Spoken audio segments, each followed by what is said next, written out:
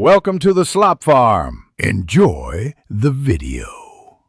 In this video, I will show how to remove Toyota Yaris fuel pump. Start by disconnecting the negative battery terminal and relieving fuel pressure by removing the fuel pump fuse. Wear safety glasses and gloves and work outside or in a ventilated garage. Gather a 10 mm socket, fuel line quick disconnect tool, drain pan, and rags.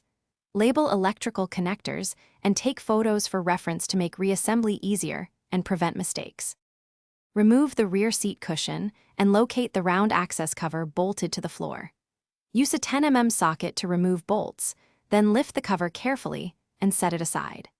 Clean the exposed area with compressed air or a brush to prevent dirt from falling into the tank. Take photos of wiring and hose placements before disconnecting any lines to ensure correct reconnection later and avoid fuel leaks or electrical errors. If you found this guide useful, please subscribe and like to help me keep making helpful content. Quick recommendation: those leak-proof containers are perfect for holding screws, clamps, and small pump parts so nothing rolls away during repair. They seal tight, stack easily, and make cleanup simpler, which keeps your workspace tidy and your parts safe. Check the description for the link and other deals, and now let's get back to the video.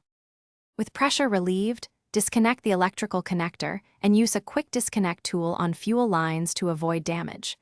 Remove the retaining ring carefully. It may be stiff, so pry evenly to avoid warping the tank flange. Lift the pump module vertically to prevent spilling fuel and inspect the O-ring and pre-filter.